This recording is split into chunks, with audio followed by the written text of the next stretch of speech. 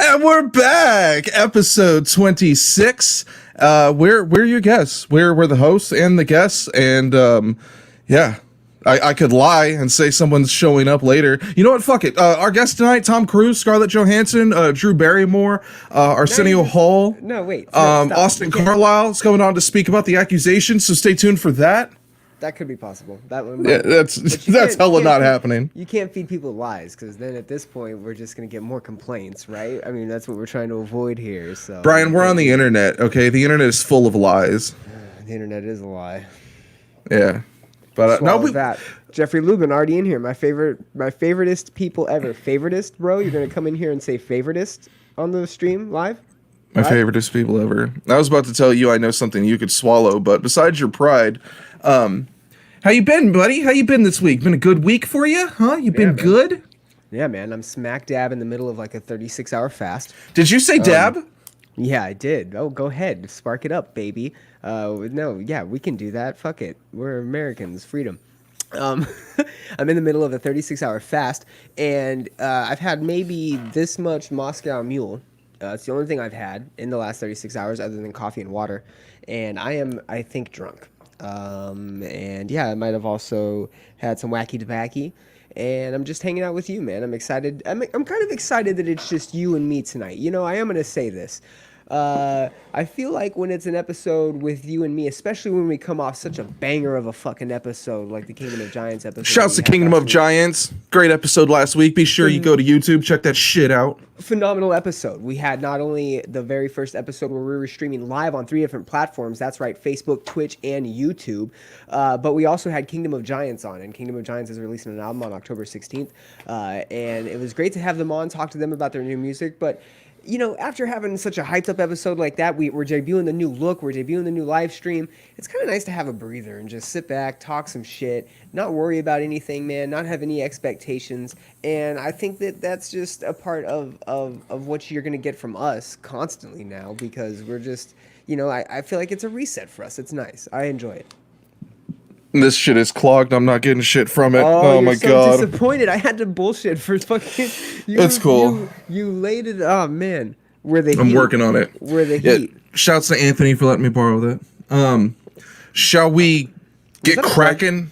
We can get cracking, I guess. I mean, he's not the plug, but you know. You want to get cracking into this episode?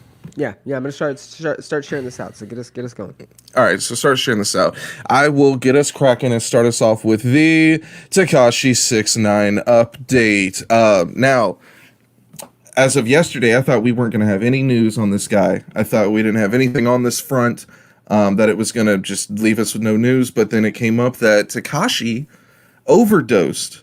Not your average overdose. The boy overdosed on weight loss pills and caffeine. Okay, so 2 days ago, he was hospitalized in Florida after consuming too much caffeine, causing him to sweat profusely while sitting at his computer. I found that detail kind of funny because it seems kind of irrelevant. I don't know, maybe.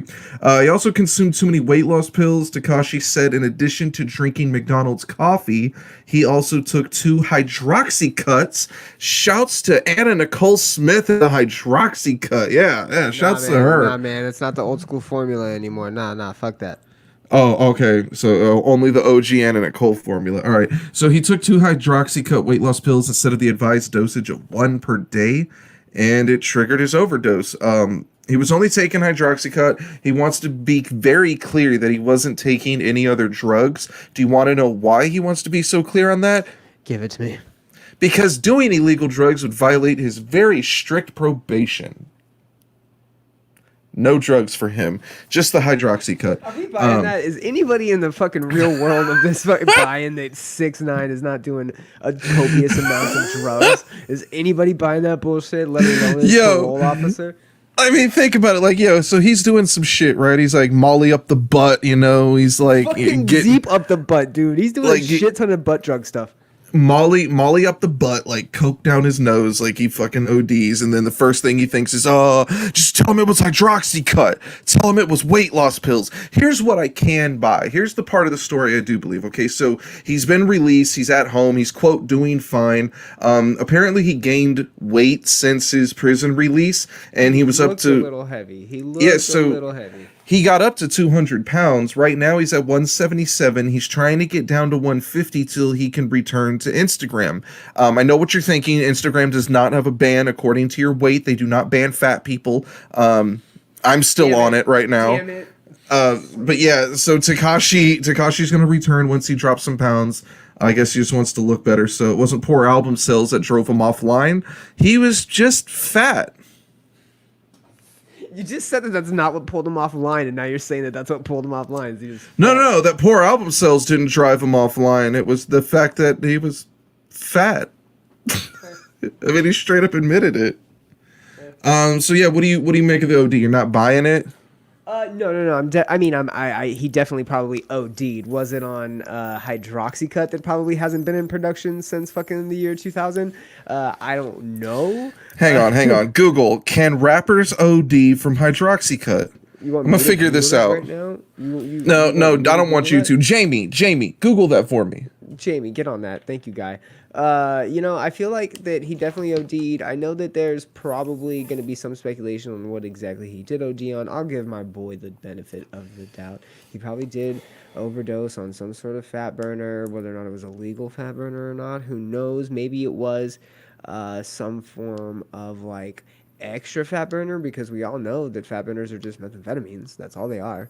Amphetamines is what they are. They're not methamphetamine, they're amphetamines, and a lot of times they're just lower doses of speed, and to be fucking overdosing on them because you gained a little bit of weight. Clearly the album sales probably what triggered the weight gain and like the depression, or who knows. I don't know. He's got a banging broad. I don't know why he's fucking worried about it. He's got a banging broad. In 2020, I don't think you could say that. Like, it would make whatever I want. Okay, you said I can't say bitch, which I can kind of understand, but I'm allowed to say banging broad, dude. Okay, so all right, don't try to cancel me. I fucking dare you. That wasn't it, Brian. I told you couldn't. That was the word I told you not to use. You fucking. I couldn't hear you. You skipped out. What was it?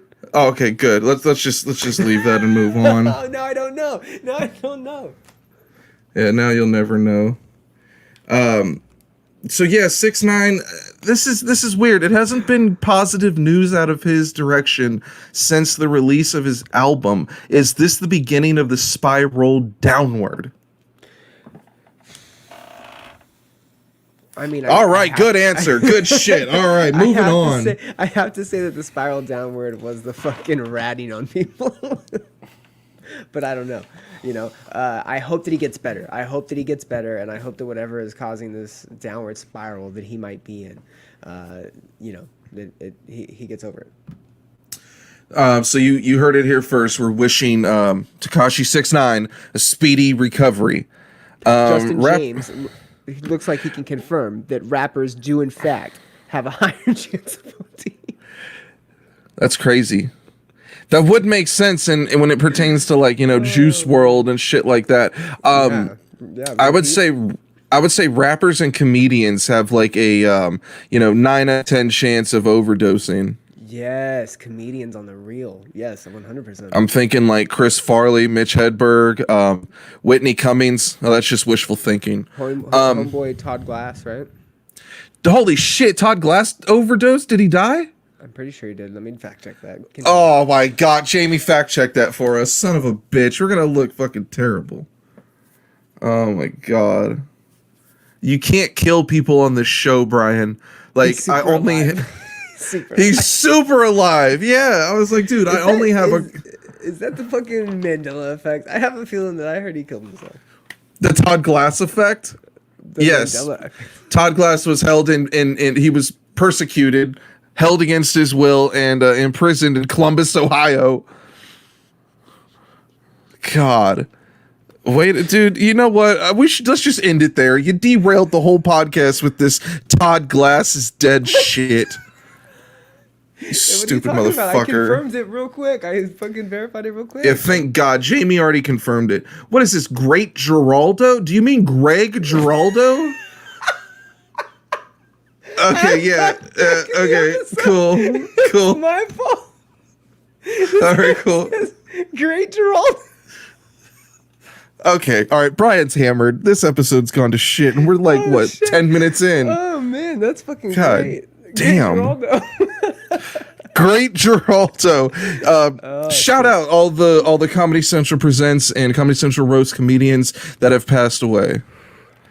R.I.P. R.I.P. Yeah, R.I.P. I'm trying to think. Who was the one that had diabetes? They always made fun of him for having diabetes. Patrice O'Neal. Was it Patrice O'Neal? Did he OD though? I feel like he had a No, he had actual health diabetes. problem. Yeah, he had a health problem. Yeah. Yeah, diabetes. It was fucked up because they were making fun of him for it at the roast, but that's what he died from. It's a roast. Okay. I mean, yeah. Do we have any news on the Kanye West front? No, man. I mean, other than his homies got COVID. Crazy. All right, nothing. let's go ahead and get into headlines. You heard about this? You heard about this? Huh? You heard about this? The first headline I got. You heard about this? Huh? Attila frontman Christopher Fronzak is planning to revive the Vans Warped Tour. You believe that? Huh? You heard about this? Yes. So he says it can't come back for 3 years. Kind of weird. So apparently Kevin Lyman, who's the head of Warped Tour, explained to him that for legal reasons, which he can't go into depth, Warped Tour can't come back for at least another 3 years or so. Fronz still hopes to be involved should the tour return, offering, hopefully I'm the one that brings it back because I have a really good idea for how to make it sustainable and make it bigger than it's ever been. Okay. Before I ask for your shitty opinion, I just want to say that when I read this and I see how to make it sustainable, I see the words pay to play. I start imagining a rundown, shitty stage. Let's call it the Warfendorfer potato stage. And it's going to be a battle of the bands where you need to pay to play just to be in the battle, just to get on a recognizable, reputable stage. And bands are going to be forking over tons of dough to do this. What do you think? You think Fronz is the man to do this? You think he's really going to make it sustainable? What the hell do you think anyone could do? Are you suggesting that they do like a pay-to-play festival? Is that what you're suggesting? Yeah, I just, if you're not following the business format that was already laid out with the, 20-something years of Warped Tour that we already had, and you're saying you're going to make it sustainable and bigger than ever, it just leaves me to think that you're going to be doing a cash grab. And a cash grab is like Battle of the Bands, like Headbang for the Highway would do. When I initially read this, I was kind of excited because I think that Fronz, at least financially, I think can definitely have the power to back Warped Tour and make it sustainable in the sense that it doesn't come back full effect, but it probably comes back like it was for like the 25th anniversary, where maybe you're doing like a big weekend festival style, right? Kind of like a Coachella or an EDC or something like that. And I think that's the proper direction to go in. Now, I'm excited they could give Fronz some like creative freedom over it, right? But the legal things is what the issue is, right? They obviously can't get a shit ton of people together. They can't obviously get people sick. I don't think that he goes the pay-to-play route, but I do think that he maybe tries to add... I don't know, man. I don't know. I don't honestly necessarily think we're getting normal festivals. I don't know how you could bring it back and make it like fun again.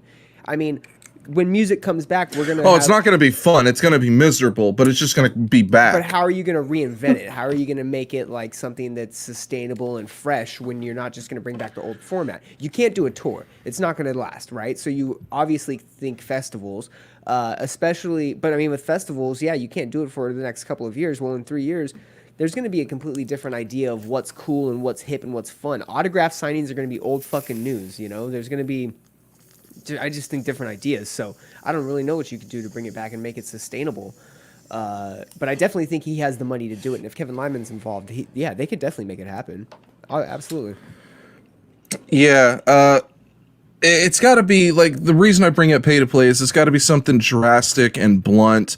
It's not going to be, like, advertising opportunities, especially too with the pandemic. Like, what people don't understand is getting live shows back on the road is going to be a really hard task. I mean, I'm already like trying to consider that venues are going to be half capacity, so less ticket sales. So there's going to be less money circulating with these tours. Are people going to charge more per show to make up for it? If they did, would fans understand? Like, I'm willing to pay 40 instead of 20 just because I'm so desperate to get out the house and go see this musical act. I'm hoping so. I'm hoping that they do, that people are willing to pitch in more for something like this. I don't know how annual tours can survive in this climate. I think the pandemic made everything worse. I think Warped had trouble for a while and it was kind of dying out. Besides the fact that annual tours are just difficult to put on, they're usually a money pit, they're expensive to run. We had a mass cancellation in this music scene where not many Warped Tour bands would even be left. So if we had a summer on Warped like we just had in 2020, where every week is a new band being called out, canceled, screenshotted, exposed. Those bands, I know Kevin Lyman's a big supporter of of innocent until proven guilty, but you'd have a hard time keeping any of those acts on a stage, knowing what's being said about them and what's possibly true about them. They would be getting dropped left and right. It would be a shit show. That's the point. You could never fully sustain a summer tour ever again with those style of acts. So you've got to do something that's going to be like a fun, interesting weekend, and it's got to be something that's off the charts. And I don't see it being.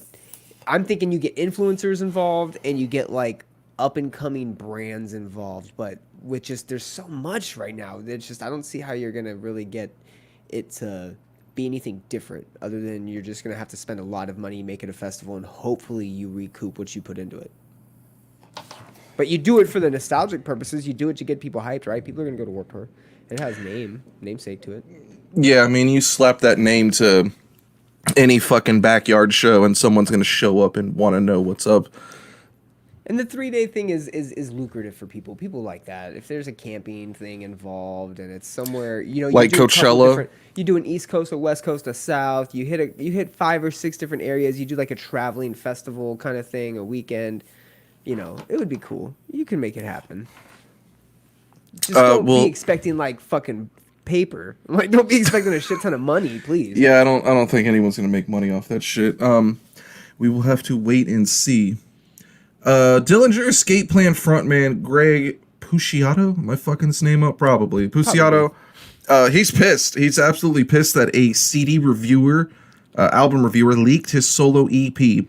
Quote, "I can't believe this is a thing someone thought would be cool to do to an independent artist in 2020, but some dipshit reviewer, we know who it was, they're individually watermarked, he's already being dealt with, leaked my record 2 days ago. Pretty cool, dude. I hope you feel like the cool kid in school now. Younger me would have put his name out there for everyone to see, but hey, guy, it's all good. You do you. What we are doing is using this as an example of how to be adaptable and flexible, roll with the punches. So we're releasing the high-quality digital version of the record now on Bandcamp, and the streaming sites like Spotify and Apple will get the record on Friday, October 9th. So fans are getting his EP early. If you pre-order the vinyl, you're still getting on the regular date. But dude, a reviewer for a publication, some magazine or website, got an early copy and leaked it. Dude, that'll get you fired and blacklisted. What an idiot! Like, journalism, what a fuck up. There's a code of ethics, a journalism code of ethics that we are supposed to adhere to, us being journalists and in this world. And that's one thing you do not do. You do not leak information, especially if it is information that is meant to be released at a time, right? It's one thing if you have top secret shit and you're letting it go Snowden style. No, this is something that was gonna come out. You're not meant to, if we're privy to getting stuff early from release. You're supposed to keep it and have a formulated opinion. So on drop date, you're ahead of the curve. You can already voice how the album makes you feel and what it's about and where it touches you and set that. Where does it touch you, people. Brian? All the proper places, baby. The Dillinger escape plan. It gets a little weird when the Dillinger escape plan touches me, and I'm kind of interested in. I didn't dig in deep to the album. I didn't even go down that route. I'm kind of interested in hearing what it sounds like and hearing what he's got.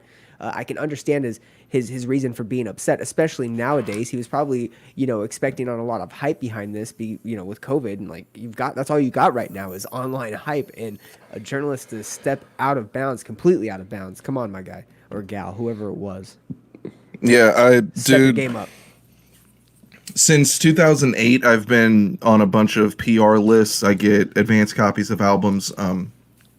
That's been going on since 2008, 2007, maybe.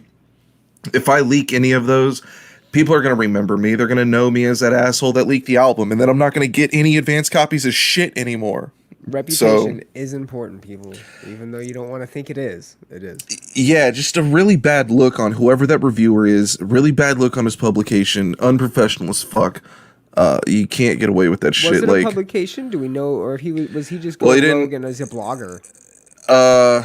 It made it okay. So he didn't go into much detail because he was trying to keep his identity private. But it seemed like it was from a publication, that it wasn't like an independent blogger. Like even with us, like there's two people. It would be like, it'd have to be one of us that did it. How ironic is that? Is that he wanted to remain private, but No. It, Greg kept it private out of respect. Yeah, because he's like, if this was a younger me, I'd just air you out. And I'm like, I'm more about that. Fair. And here's an album that should have been leaked to tank the sales. Corey Taylor's debut solo album came out today. You could pre-order a signed copy of the album, and apparently Corey's signature sucks. Apparently it sucks worse than the album. Fans have taken to the internet to post pics of the awful signature and ultimately complain about it. Bad look, or is this just like, does that squiggly line actually say Corey Taylor? It's something to the effect of that, so like an angle. That's exactly what it looks like. Straight up. Oh man, I mean, is Corey Taylor just getting lazy here? I feel like he's regurgitating this weird new metal sound. He's getting super lazy on his autograph signatures. He's running up a shtick that's already been ran up. Getting really fucking lazy at writing songs. What's going on, CT? Come on, my guy. Listen, if you're going to go by CT, you got to have a little bit of spunk in you. And why'd you call him CT like you know him personally? That's what he's going by. Corey motherfucking Taylor, CMFT. Oh, shut the motherfucker, fuck come on. up. If anything, Corey, you have two letters that are very distinct in your name. A C and a T. The fuck is this, dude? What is this? Who are you trying to fuck right now? Come on. Yeah, Google it. You don't have better. to believe Brian's shitty example. Just Google it, look it up. Go on Facebook and type it in. I thought it was pretty funny. Oh, you know. Phenomenal Benny the Butcher hat. Butcher coming. We'll have more on Corey Taylor's debut solo record later. Your boys Crown the Empire versus Volumes in the Battle for Los Angeles. The band's announced they're having a special streamed show coming October 16th, 4 p.m. Pacific. So if you want to watch that stuff, you're going to have plenty of time to watch it and then catch us later that night. I'm confused because Crown the Empire is from Dallas. Volumes is from LA, so they have home court advantage. That means Game 7 is, at their home. So what the fuck's going on? I have no idea. I mean, I like the gimmick behind it. I think that's kind of cool. I think you are going to get a lot of more of these weird interactive kind of shows and events between bands, especially since you're not going to be able to tour. You are going to have to do these weird like home style shows, these whatever backyard shows. Who knows? I mean, I enjoy it. I'm not the biggest Volumes or Crown the Empire fan. At least their newer stuff. I do appreciate their older stuff. And I'm an Andy Leo fan, so. But yeah, I'm excited for it. I got some news. I'm ready for you to give me the fucking shtick over here. Take the shtick. Please grab my shtick. Grab my shtick and yank it and tug it in whatever direction. Yank it and tug it. We have a return. Good evening. Good evening. Somewhat of a return, if I can hype people up enough for it. We have a Vanna return. That's right, people. Vanna, the Boston, Massachusetts metalcore band that fucking tore the mid-2000s, like 2006 to 2013 was fucking Vanna time. And they're good friends of ours. They've been on the show before. They are veterans of here, and they are back with a brand new band. They're going to be releasing a single on October 6th. I'm going through. It doesn't look like they've released any information about it other than they are bringing back the original Vanna lineup. That is right. You are getting the 2007 Curses lineup of Vanna. That means you're going to have Chris back at the helm. Fucking what Tear you him up, got? Chris. Tear him up, Chris is back at the helm. Brandon is back on drums. That's right. We're going to have Brandon on drums. So it's super exciting. I reached out to Nick and talked to him a little bit about it. He is going to be on the show. We're going to try to secure a date here shortly.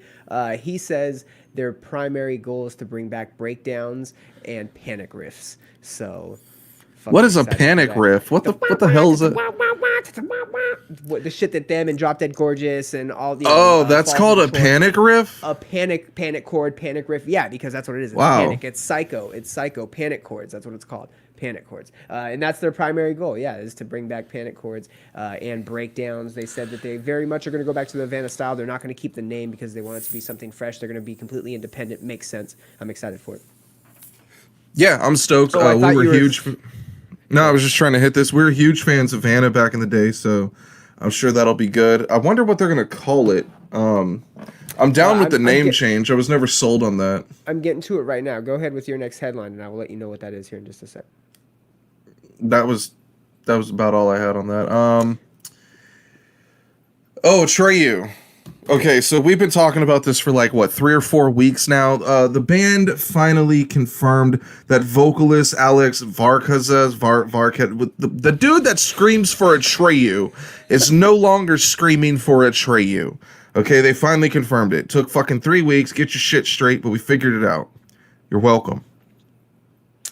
I mean, the original source was Lamb Goat. I feel like it was kind of up in the air, especially him to go on Facebook and say that he was very much still in the band. He was sending himself a mixed signal, or he was sending us a mixed signal himself.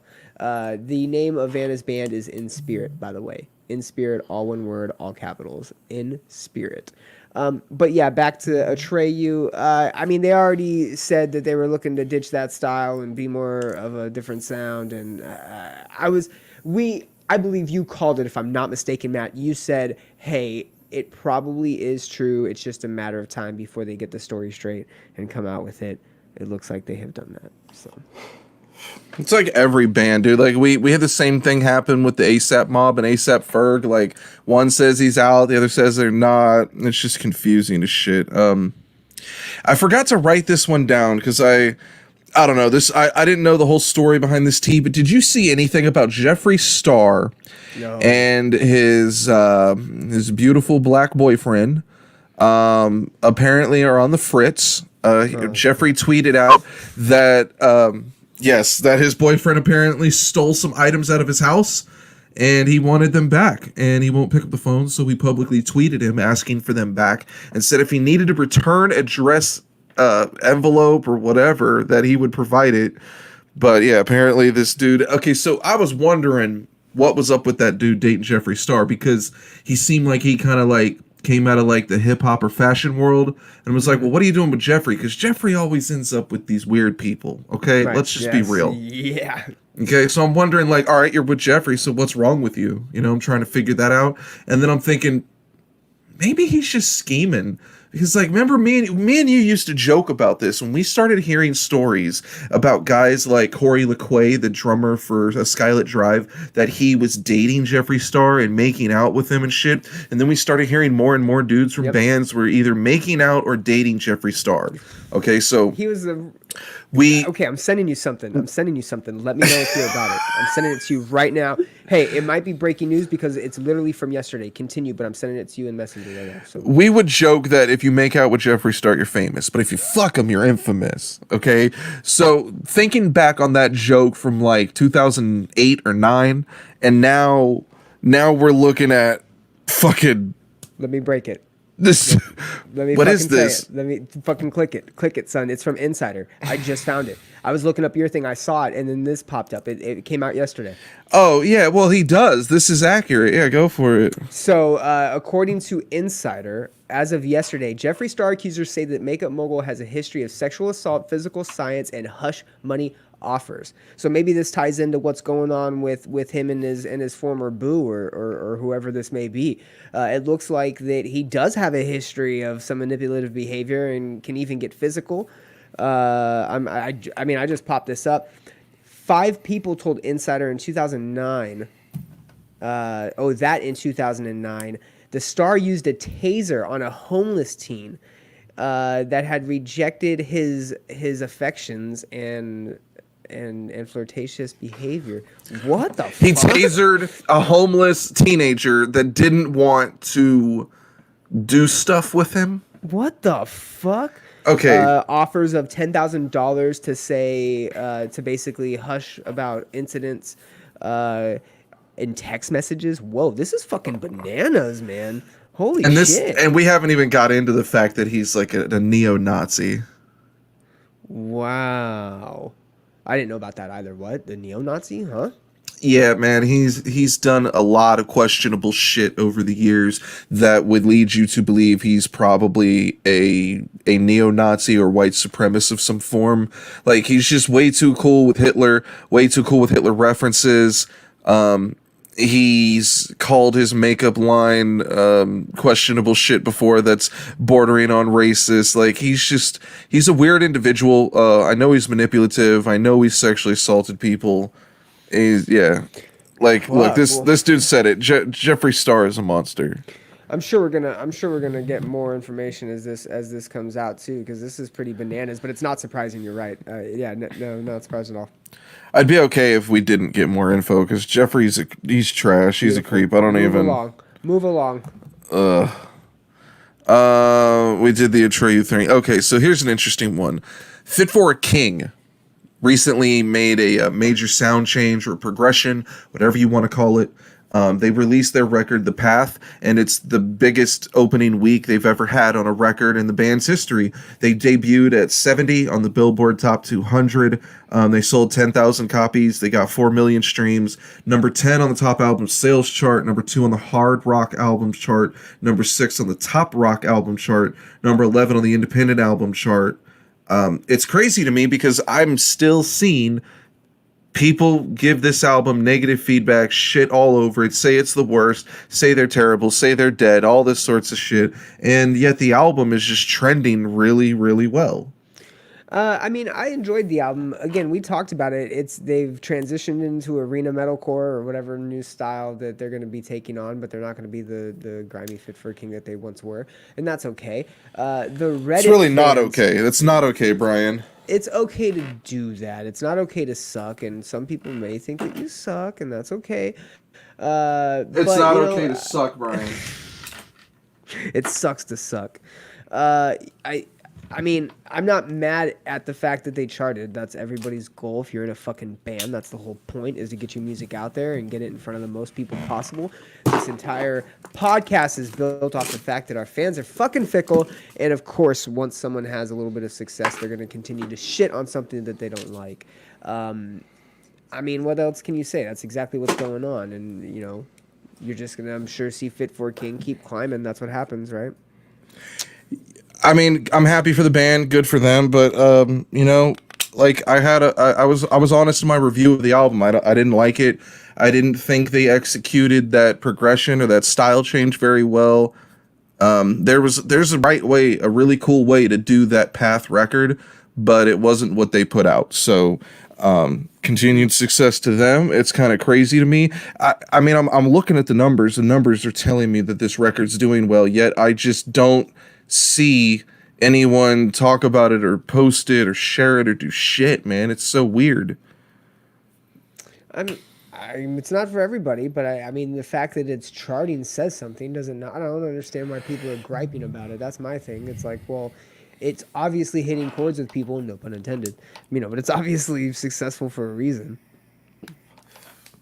Plus, the new metalcore shit's what's fucking popping right now, and us purists over here aren't gonna fucking like everything that comes out with that kind of style to it. So no harm to you either, A lot of metalcore albums coming out. A lot of good metalcore. New metalcore. Yeah, new metalcore. Speaking of metalcore, Sharptone Records is going to announce a new signing this week. Really, any day now. They hinted that this is going to be a heavier one, but that they do have something along like the more melodic lines down the road. Do you have any idea who it could be? I'm guessing it's probably going to be announced like tomorrow, maybe Sunday. If it's gonna be this week, the 6th, which Vanna is supposed to release their single, I believe is what, Wednesday, right? And so yeah, it could be Vanna. It could be In Spirit, the new version of Vanna. I the Breather also announced that they were doing something, possibly a comeback. I mean, I don't know if they would necessarily be considered a new band, but they're definitely on the heavier end. If we're getting some old style Vanna, that's going to be on the heavier end for sure. I wouldn't mind seeing one of those. I don't really see anybody else that's been too hyped up that's unsigned that is going to be like a major announcement. I really enjoyed I the Breather when they were a band. did too. I would joke with my friend that they were like the world's best local band. That they did that style that like every local band tries to do, where they just do a bunch of fun, heavy breakdowns. The whole record's like fast and fun and breakdowny, and then that's it. Yep. And that's the style I the Breather brought to you. And their last 2 records I thought were really fucking good. So if they come back. Yeah, I mean, because they're the world's best local band. I could definitely see them going to Sharptone because they were on Sumerian before, and as we talked about the past couple weeks, Sean Sumerian runs Sharptone, so there's a connection there. You have seen some former acts from Sumerian head that way, so that would be cool. See if that happens. I didn't even think about Vanna or their new form being the band, so that In Spirit, that could be fucking cool. So keep your eyes glued for that. Did you hear about the wage war election themed T-shirts and Counterparts not having shit with it? I saw the shirt. I saw that people were like offended, I guess. I don't know why, and I didn't see that Counterparts had issue with it. They're fucking Canadian. Well, I mean, the whole point was the fact that it's a wage war T-shirt and it's supposed to have like some political inflection to it, and it's got some throwback to like the Reagan Bush era. And apparently, Counterparts is like, "Yo, are you fucking serious? That's what you're gonna fucking put?" And it says something along the lines of, here we go. What the actual fuck is this? Instead of just telling a fan base to vote, imagine capitalizing on voting and simultaneously having zero foresight to the repercussions of printing a shirt pertaining to the election and the state of current civil unrest in the United States with the name Wage War. It's insane. So, yeah, clearly didn't sit well with him in the message. That's actually really funny to me. So, like, it's basically... It's saying, like, instead of voting for either candidate, let's just wage war. But you're just trying to put your band's name in there, but your band's name is literally the wage war. Yes, act of waging war. People fucking trip. They've removed some tweets already, and it's turned into a mess. But, I mean, yeah, that goes to show, hey, if you have some publicist or, like, a PR in your corner, or you got some people that are doing this stuff with you, please, guys. Maybe triple check some work. I don't know. You know, it doesn't hurt to get a third party to tell you what's up.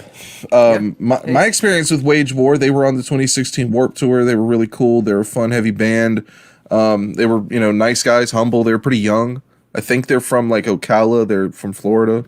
Yeah, they're like the next big thing out of Ocala after A Day to Remember. Yeah, they fuck with all those guys. I think Tom Denny does, like, their production or something to do with their record. But yeah, I enjoyed them. They were cool dudes. The Fear Factory vocalist decided to quit. Yeah, I don't care either. Members of Soundgarden would like to reunite. Well, wow. Except for Okay, guys. Yeah. There is like, in the fitness world, we call this a point of diminishing returns. Like, you work out so much and to a certain point to where your body doesn't start seeing a positive effect. It starts seeing like deterioration. And what the hell does any of this mean? If your fucking main focal point of your band has passed away, you can't come back. That's not how it works. Soundgarden reuniting without Chris Cornell is like, I don't know, Queen. Like when Queen tried to come back, nobody wanted to barf in their mouth. Nobody wanted to fucking hurl the fact that a band was trying to come back without their main point. Come on. Let's stop trying to fuck around and trying to make money and just trying to capitalize on things. Leave things how they are. So you don't like bands with dead frontmen Not touring as the same again. name. Change the name. Exactly, Justin James. Change the fucking name. I mean, it's just how are you gonna be Soundgarden? Just you're just gonna try to capitalize on the fact that you don't. You're gonna have someone that comes in and I guess tries to mimic Chris Cornell and how he sounds, but it's not the same thing. What are you doing? Like, ugh. All right, look, I'm gonna give you a double standard because I don't care because I make the Give it to rules me, because baby. it's my Give it to show. me. Give it All to right, me. so Soundgarden coming back without Chris Cornell is wrong. But what about if Linkin Park fulfilled the prophecy that I laid out for them numerous episodes ago, and Linkin Park decided to tour again with Ollie Sykes as the vocalist? Would you enjoy that? Of Would course I you? enjoy it because I enjoy Linkin Park and I enjoy Ollie Sykes and I enjoy that whole idea. But You're and that's never gonna get Chester back, and you're never gonna replicate what Chester did or how he hey, sounded or how I'm he a looked. So I don't think they should try. I think they should just get someone that has the proper respect and appreciation for the band and the music, that when they perform it and they put their own twist on it, nobody feels that it's disrespectful or that it's the vocalist trying to show off at Chester's expense. And uh, I think Ollie would be perfect for that. I mean, you can definitely wrap that up as like, hey, Linkin Park featuring Ollie Sykes playing Hybrid Theory or playing whatever, right? Chester, I believe, had some experience doing that with Stone Temple Pilots, didn't he not? Wasn't he the Yeah, vocalist for Stone Temple Pilots in a way? yeah, And they straight said, up. hey, it's Stone Temple Pilots with Chester Bennington, and they did a couple of festivals. They did like a little Chester tour, was a some huge shows. fan. He knew the Yes, lyrics. and He it was he something fit special. in with the band. It Yeah. was something special and something worthwhile. So when there was a show, you got the best of both worlds kind of in this production, right? So yeah, if they're going to come back as Soundgarden featuring, by all means, let's do it because I'd love to see somebody crank out Black Hole Sun and some other classics that I don't know. But I feel that there's also got to be some sort of like a standard you're going to uphold, that if you are going to come back and you are going to do that, you pay homage with someone respectable. You don't get some B some fucking B-rate star, some B-rate singer. You get someone from another big band, someone that's notable, that their style is going to mesh and they're going to be able to bring something creative to the table. I think of, it's a weird example, but the Gorillaz right now are putting out a track like a week or every 2 weeks that features different artists, and they're just, it sounds like a different band almost every time they come together with something. They put one out recently with Elton John, and it's like, what the fuck is this? It's so different and so unique, yet it's so good.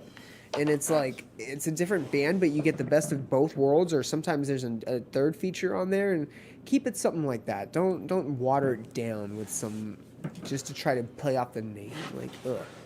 So Justin James makes a really good point. I'm gonna have to say that this is like a fan's point of view, and this is like kind of romanticizing the band. Retire the band if lead vocalist dies. So I found myself in this particular situation and of opinion when Suicide Silence I was just frontman gonna Mitch say. Luckard died.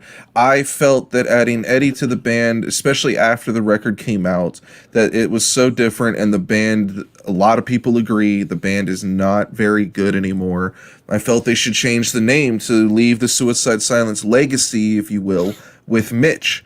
And the reason that they in particular did not do that is because the name is what sells. Mitch is gone. Mitch's face can't sell anything now. The memorial DVD and CDs have already come out. The shirts have already come out. You have to move on. And now it's Eddie Armida and Suicide Silence. And so they kept the name. And if you're an All Shall Perish fan, you probably feel double fucked because they ripped him out of All Shall Perish and they wouldn't let him come back. Eddie wanted to do both bands, but because they had the same management and the touring cycles would overlap, they wanted to continue with Suicide Silence, who at that point with Mitch had bigger numbers and surpassed a level of popularity that All Shall Perish hadn't yet. Unfortunately, the popularity of Suicide Silence kind of was amplified,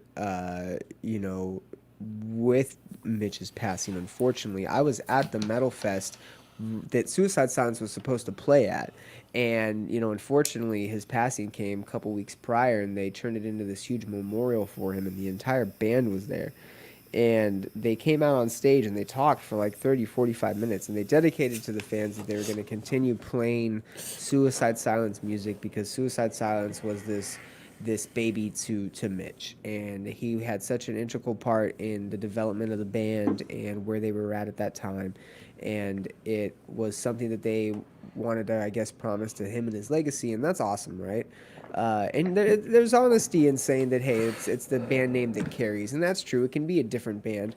The allure of the band retiring when the name passes, I mean, that sucks because it's in control of the labels, unfortunately, and whoever owns the rights to the music and all that.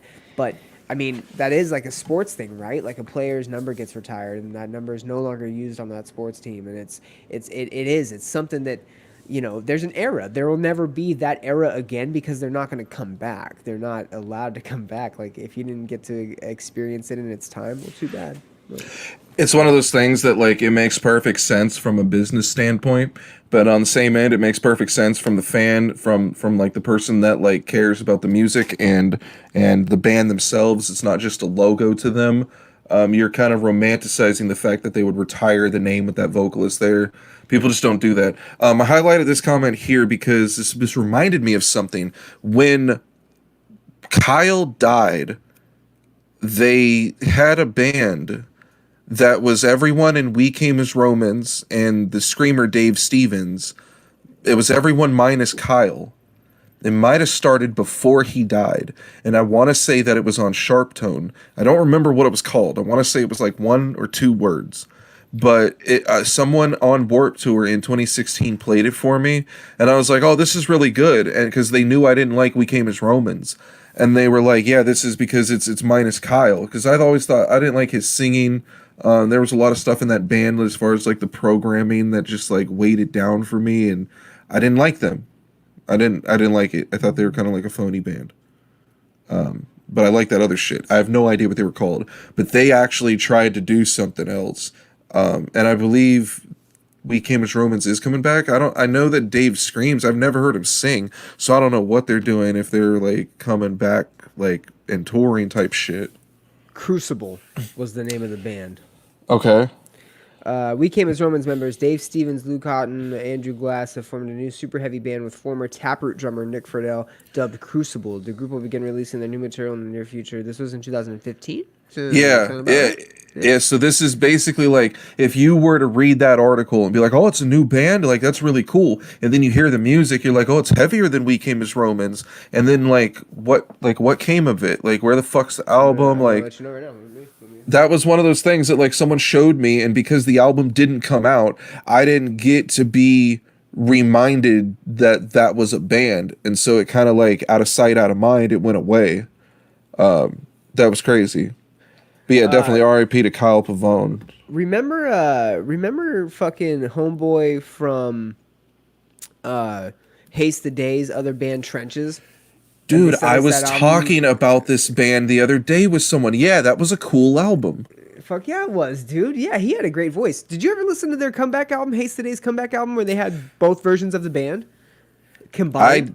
I didn't, but this dude, shouts to Anthony De La Rosa, because I was talking to him about that band, because he's 30, so he's like kind of the same level as us, and he was talking about Haste the Day, and I was like, I didn't really listen to that band a lot, but I learned everything about that band from you.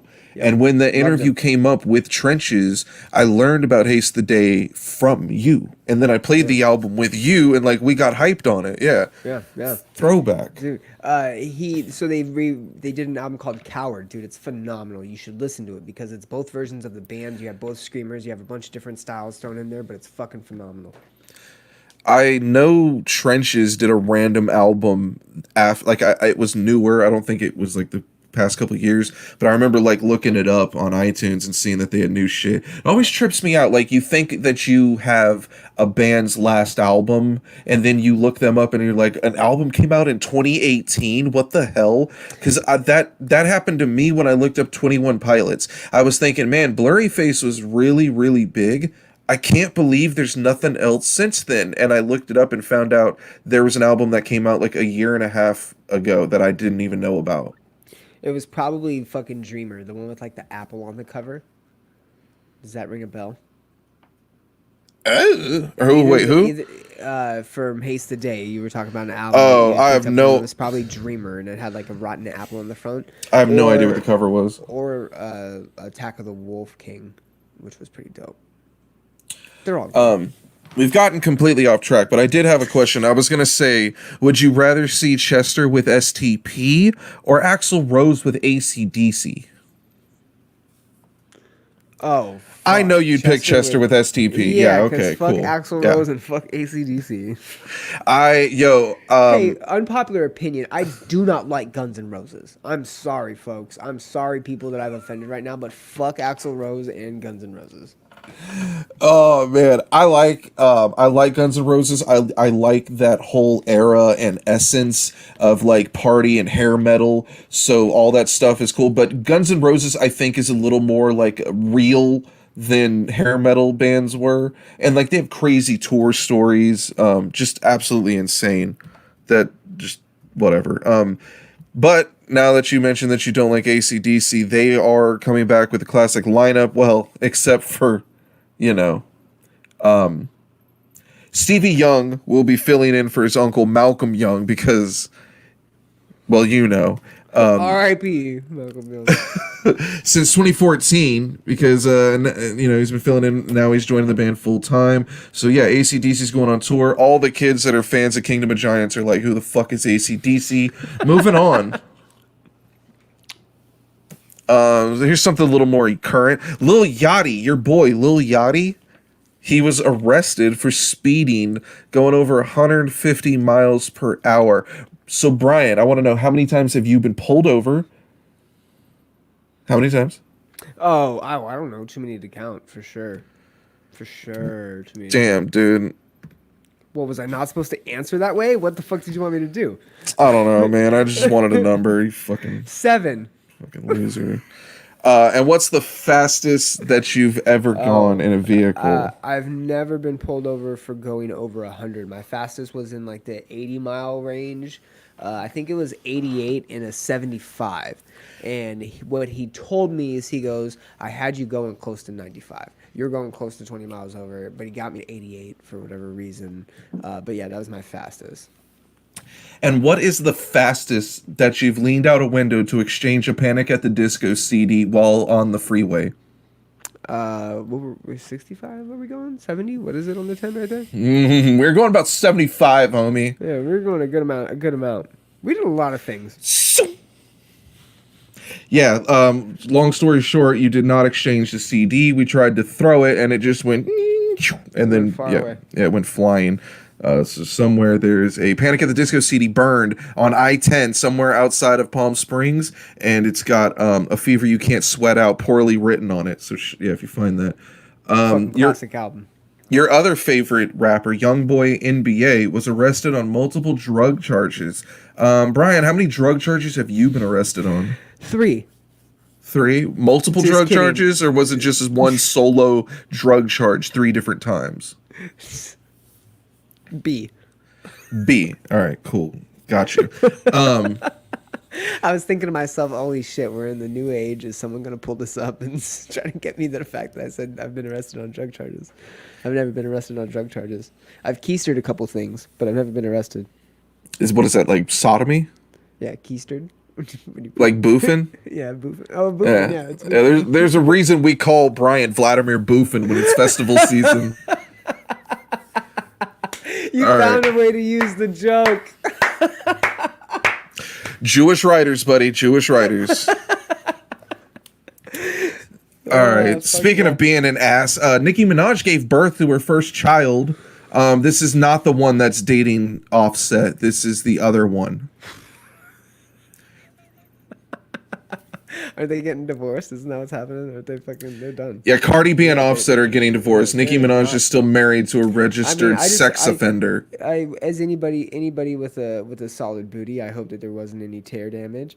I feel that they're, finally welcoming a new child into the world. Congratulations, guys. Did you ever watch you watched Kroll's show before, right? Nick Kroll. Of course. Fabrice.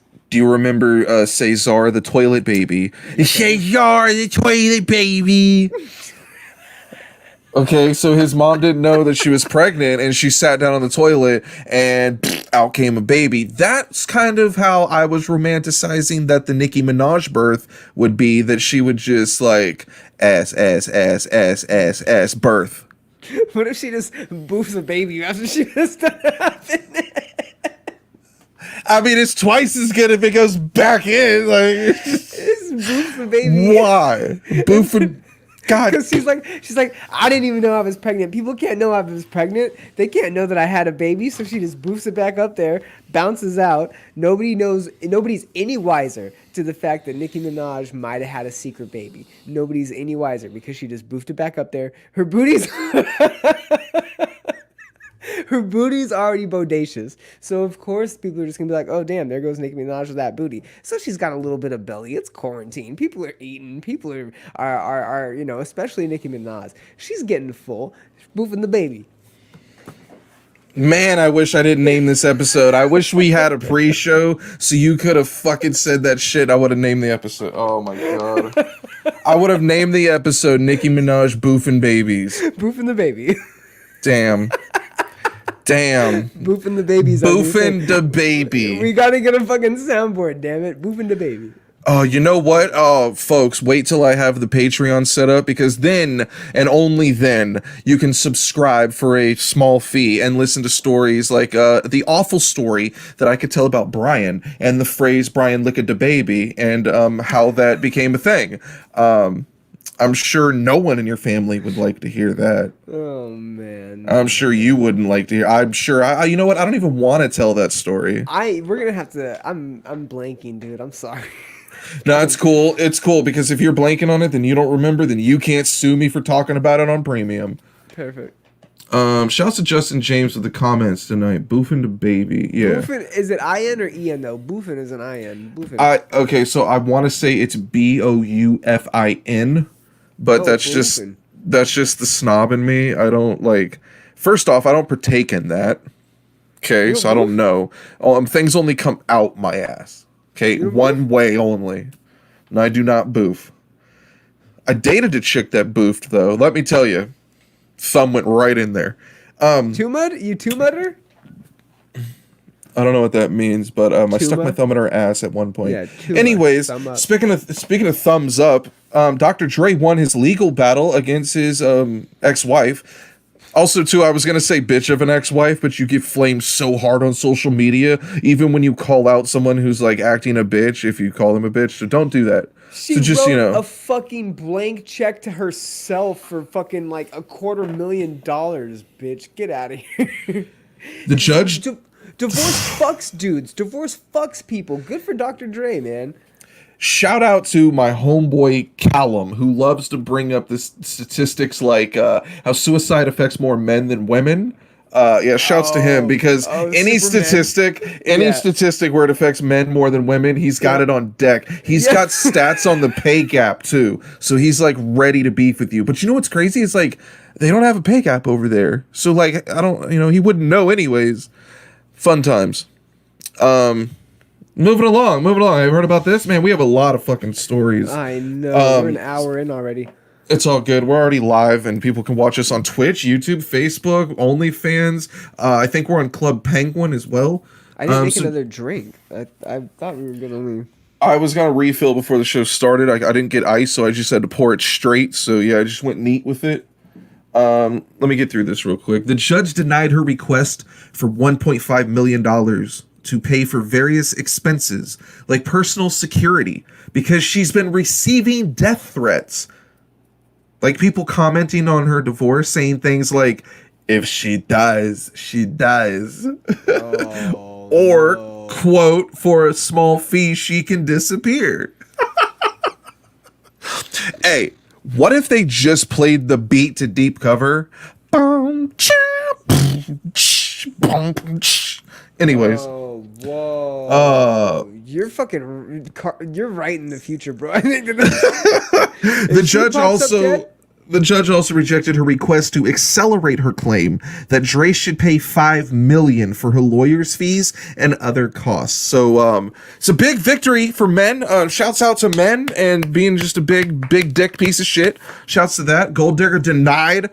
She got the Dikembe Mutombo finger wag at the bucket, bro. No. Not in my house. No, this pussy belonged to me. No. So yeah, it's still Dre Day. It's still DRE, bitch. No, I'm sorry. I apologize. I didn't call you a bitch. That's a joke. 2020, Matt. It's 2020. We don't do that. I was calling Brian a bitch. Can't say that.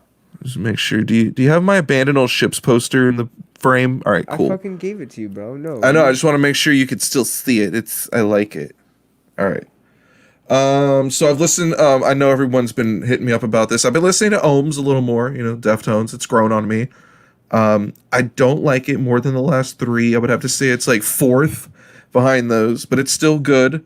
And I'm just wondering, all these critics, whether they be for a real publication or they're just dickheads like Jeffrey Lubin in the streets, where were you people when Gore came out? Where were you when Koi no Yoken came out? And where were you when Diamond Eyes came out? Because it just feels strange that we're doing this 10-year thing for Diamond Eyes and they have all this merch out and people are saying how cool it was. And I remember listening to it like, damn, how has the Deftones been a band this long and I'm the only person listening to this album? It didn't make any sense. And now Diamond Eyes is regarded as this like great record. Like, bitch, like, okay, that's great. Koi no Yoken's great. Gore is great. But I don't think any of those records got as much praise in the opening weeks of their release like Ohms has. So it's been a little weird for me. Like, that really threw me off as far as getting the expectations up. It could be like the Tool effect, right? It's been a minute since we've had like a Deftones. Well, when was the last Deftones release? 2016? Gore, yeah, 16. Yeah, so 4 years. I mean, it's not that long, but I mean, they've got their fan base. Of course, they're going to be really hyped on it. I remember people criticizing Diamond Eyes, if I'm not mistaken. I remember a lot of people giving that album a hard time. And so to hear that they're really this hyped about a 10-year anniversary, I'm beside that. I don't know if I agree with that. The reason I feel so confident in saying that Ohms would be the fourth behind the last three is that those three records, as soon as you put them in, you press play from track one, you're sucked in. The ride that they take you on, you sit there and you go with it, man, and it's great. And it didn't take me a second listen to understand the record or get the song or hear this or that. I just liked it immediately. All of them. They all start off amazing in their own way, and they're great. And then you have this record, and, I like the way it opens. It's interesting, but it's not as cool as any of the last three. And then the ride it takes me on, it just felt like Saturday Night Wrist, where it's like, I don't know, it just makes me feel like I have a migraine or I'm hung over and the sky's gray and I'm trying to get up off the ground and I can't. Okay, that was deep. Like this. That might be depression, my guy. This is not the right. The drugs I do to this album have not made me feel better. Okay, and the last three albums it did. So whose fault is that? I guess it's Big Pharma. Fault. Or Big Pharma. Okay. All right, so you want a lightning round of new music updates? We're gonna have to, man. I mean, all right, it's gonna be fun. I don't listen to half these bands. Earthgroans announced a new EP. Jungle Rot announced a new album. Megadeth, I've heard of them. They are nearly done with their album. Maybe some new Iron Maiden. You're about to get new AC/DC any day now. Whitechapel are in the studio. Stick to Your Guns have a new song. You got new music from Breakdown of Sanity that Brian is super excited about.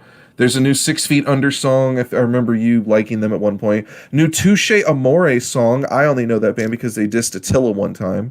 And there is a new 100th song, which I could be mistaken on, but I believe they might have changed their style. Isn't this a hardcore band, or did they like switch up? Because now they wear Hawaiian shirts and shit. What? I don't know, man. I don't know. It's just that's a weird fucking look and promo pictures to take. If you're a hardcore band like I saw back in the day, they used to tour with counterparts all the time. Yeah, I mean, I'm pretty sure they stuck to the same style. I do have to give you a correction real quick. You said 6 Feet Under has a new song out. They released a new album today. That was actually there you go. Music breakdown. So yeah. Well, then I guess I'm still not wrong. Out there. You're right. They released 12 of them. Not just one of them. They released 12 of them. That's what I said. Yeah. All right, so let's do. Brian's got the COVID, so look out. Let's do our top albums of the week because you already know what mine is going to be. What's your third album of the week? Actually, my third album was 6 Feet Under. Listen, it's been a long time since I've listened to 6 Feet Under. It's been a fucking real long time since. It's been an even longer time since I listened, so I didn't know they had a new record and I didn't review it. So I went immediately into hip hop because metal's releases this week sucked. There was a couple dance releases, but nothing that stood out. And then there's like this indie release that I'm into by this band called The Downstreet. But that's besides that. Anyways, DJ Snake live album. yeah. And Blackpink K-pop album. Those girls are beautiful. Shouts to them. I'll marry every one of you. Yes, the Blackpink album. If you want to live in America, please call me. This is my Twitter handle. Can't call him that way, but you can tweet him. Tweet me. I'll rescue you. I love you. Blackpink. I love you. I enjoyed. What were you saying? 6 Feet Under. No, but like, what were you saying? About? Whatever, dude. You just ruined the whole flow. All right, so you like the 6 Feet Under? That's your number 3 for the week. Is it a song? I swear to God, I will mute you right fucking now. Yeah, 6 Feet Under was my number 3. All right, I didn't listen to that shit at all. Man, what would be my number 3? Nightmares of the Decomposed is the name of the album. 12 track. All right, so my number 3 is going to be Savage Mode 2. I saw the album cover for it, and it looked like one of those old school, like, No Limit, ghetto blinged out album covers, so I was excited for it. I really like the first Savage Mode because Metro Boomin wants some more. Or if Young Metro don't trust you, I'ma shoot you. Yeah, he's got some sweet beats. He's mastered that trap style. So him and 21 Savage always link up, do some good shit. Off the top, okay? Did you listen to this record? You didn't? Tell me you didn't. It'll be funner. Okay, check this out. Off the top, Morgan Freeman narrates this motherfucker, okay? So it's a classic out the gates, all right? This is definitely a return to his Savage Trap roots. His last album, like I Was, that felt like a Grammy attempt, where Savage Mode 2 is like that polished, smooth savagery that the monotoned rapper 21 Savage knows how to deliver to perfection. It's dope. I love the first record. The second one is just as good. It's just as ghetto. Metro Boomin production never disappoints. Like, if you have a nice system or like a sweet ass Cadillac, maybe like a nice Oldsmobile, and you know you get all your 808s, your systems, and your speakers in the trunk, you play this CD and it's gonna sound like midgets are having unprotected sex in the trunk. I'm telling you, it's gonna be dope as shit. They kept the guest features a secret prior to the release. So it was kind of cool to see when it came out that it was like really disappointing. There wasn't like anyone new or different on it. Okay, so no joke. I went through the hip hop section and I saw that and I thought it was a compilation because of how it looked. I didn't. Yeah, it looks like an old No Limit album. I didn't know 21 Savage was fucking having a new album. I had no idea, and so I completely passed it. If you were to say, like, what's your favorite 21 Savage song or favorite album, I would just start playing Savage Mode, like the first one. Right. And it was fucking sick. I like that record. But this one, the guest features are Drake and Young Thug, so it's like the usual suspects. The song Mr. Right Now is a stupid fucking song. And of course, it features Drake. Drake's verse oozes with simp. Like, it radiates simp energy, especially the part where... No, it's bad. He name dropped SZA about how he used to date SZA back in 08. Like, dude, like, okay, so you're gonna name drop them and then like brag, like, yeah, dude, just listen to the verse. It's mad simp. It's like typical Drake. Like, Drake only impresses illiterate, weak-minded people. I'm sorry. If Drake's your favorite rapper, if that's who was all over your profile, I'm sorry, but that shit's stupid. The beat's okay, the lyrics are trash. It's one of those girly take you shopping bullshit songs. Aside from that, the record's dope. Number 2 for the week for me is going to be The Alchemist. A doctor, painter, and an alchemist walk into a bar. Also, did you listen to this? Also my number 2. Very nice. Yep.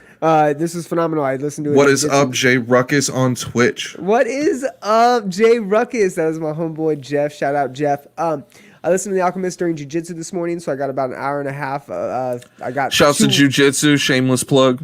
2 full album plays through class plus some extra. Just because of how short it is, but I really enjoyed it. The Westside Gunn track is the track that stands out the most to me. I think that track goes... It's the only track with vocals, right? One of like the 2 or 3. I think there's like 2 or 3 of them. But yeah, one of the few that has vocals. Again, it's a fucking perfect vibe album. The Westside Gunn track goes hard, almost. This might be an unpopular opinion for Matt, but almost harder than every track off of Westside Gunn's actual album that came out this week. But it's a phenomenal album. He claims that I would disagree, but it's a fire verse. he claims that he is the new king of New York repeatedly. Again, The Alchemist. I love the little like interludes he has. Where is that real? Is that from something, or is that just shit that he's made? Because I know that in the past he's used samples. It all comes from like it all comes from like old movies and television shows. Right. Like he creates some of the stuff of the samples he has in. He creates a lot too. Yeah, I don't know. He's one of the best producers in the game. He just blessed us with 17 minutes of fly beats. The album's sweet. It's mostly instrumental. Definitely gives off like a quote lo-fi beats to steady chill to kind of vibe. If you're into that stuff, you'll dig the album. The style that you're referring to with like the sound clips, the like different like voices talking and shit. The only thing I can describe that as is like an audio comic book 1970s noir. And he's always had that style where it's like an old detective show in between songs where you're getting voice messages or you're getting random conversations. Like, and a lot of people that he fucks with, like Dilated Peoples, who do the same thing. Their director of photography albums, a very similar style. He produces on it as well. Something about that style is so sick. Didn't he do the Weatherman LP from Evidence? Didn't he do a couple of those? He did albums? A bunch. He did a bunch of beats on that album. The whole like the like intricate TV station transition. That was most likely Evidence. You forget Evidence is behind the boards too, and then they collaborate, and then you can't tell who does what. It's kind of like because that sticks with the Evidence albums through and through. So that probably is an Evidence thing. Bro, it's like listening. It's like listening to Havoc from Mobb Deep and The Alchemist working on a beat. You can't tell who contributed what. You can tell an Alchemist beat though. You can tell when it is Alchemist enough to where it's like, hey, is this Alchemist? And like you can pick that up. And I made a claim earlier in a text message to you. I said, is he potentially Artist of the Year with how many albums he's put out and how banger they've been? He put out Lulu, The Price of Tea. Well, The Price of Tea in China was last year, wasn't it? Or was that this year? No, that was this year. Yeah, The Price of Tea in China was this year. That was this year. Fettuccine Alfredo. Fucking oh wait, phenomenal. no, wait. Price of Tea was last year, but the Versace tape was this year. The Versace tape is on Griselda, but I don't think Alchemist did all Versace tape. See, like, Alchemist is mad original, and you would never, like, get him confused, but you will hear the other Griselda producer, Derringer, you'll hear some of his beats and get confused. China was February of this year, so no. Price of Tea, sweet. You know what? That might be my album of the year, and I've been saying that. But yeah, he's released The Price of Tea in China, Lulu, Alfredo, a Doctor, a Painter, and an Alchemist walk into a bar. Dude, I think he might be producer of the year beyond that because he's more than just a producer. I really truly believe he's an artist through and through, and I think he might be artist of the year with what he's put out. It's fucking crazy. He's definitely been a part of some great records. Justin Wapa. How did you send me an emoji with a Pikachu waving? That's incredible. What? That's on Twitch. It's on Twitch. It's on Twitch. Yeah, shouts to Twitch. I don't know how you do that, but yeah, that's fucking cool, dude. Shouts to you. I want to do that. Before I give my number one, I want to give shouts to a shitty album I listened to. So a lot of times Brian has great ideas, bad ideas. Brian gave me the suggestion to listen to 18 Visions. That it wasn't the same. That, just because your ex-girlfriend fucked the entire band back in 2007 is not a reason for you to not listen to them now. I forgot, and so I said, okay, I'll try them again. Yeah, fuck you. I'll try them again. So I put in this new Inferno EP by 18 Visions, and he's like, "Oh, dude, what'd you say? It's a return to metalcore." Metalcore reinvented is what I said. Yeah, and I'm like, "Oh man, well that's cool. Okay, I mean, shit. If anyone I know knows metalcore, it's Brian." Which, by the way, this got you fucking demoted. Okay, I'm gonna have to promote Justin Jack above you now. So he's probably Justin Jack. Fuck yeah, him. he's probably somewhere listening to the Color Morale right now. On all platforms. Fuck you, Justin Jack. You just took my spot. Get out of here. Yeah, so if you want to hear what 2006 metalcore sounded like, just put in this piece of shit EP and press play.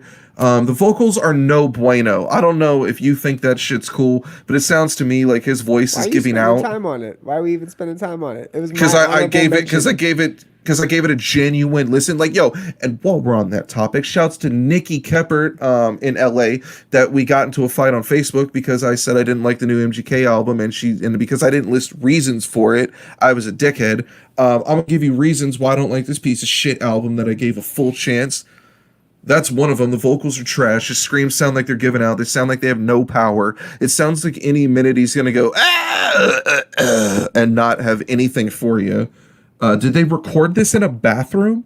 Like when I'm listening to this on iTunes, I scroll down to see like what label they're on. Like, okay, this is a comeback. Like, who signed you? Who's supporting this comeback? And it says 18 Visions, meaning it's self-released, meaning that they did record this in a bathroom.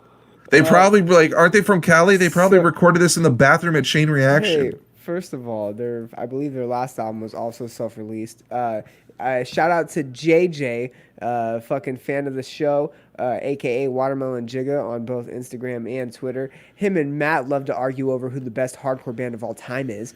I don't even like hardcore. And he wants to let Matt know that he's probably going to say something stupid like, it's generic metalcore bullshit. Doesn't hold a candle to Earth Crisis or Eco Strike, because Matt's a huge Earth Crisis and Eco Strike fan. So if you want to get Matt anything for like Christmas or his birthday, get him who the hell is Earth Crisis or Eco Strike? Related to Earth Crisis and Eco Strike, because he loves those two bands. It's two of his favorites. You wouldn't believe it.